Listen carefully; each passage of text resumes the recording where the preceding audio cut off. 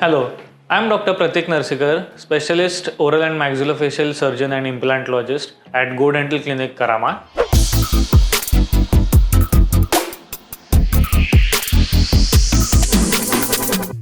So number one is because of their unmatched stability, which comes from the fact that the dental implant fuses with the bone there.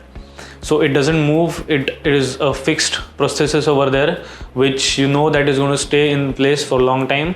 Second option is because of their unmatched, unparalleled durability. See, if dental implants are taken good care of just by small things like flossing and by unibrush cleaning, so typically we see at least 15 to 20 years dental implants easily last. Thirdly, because the dental implants act and mimic like a natural tooth, it stimulates the natural bone over there and it helps prevent the bone loss which otherwise occurs after extraction of the teeth. So it helps to maintain a natural feel, natural look and your aesthetics for a very long time.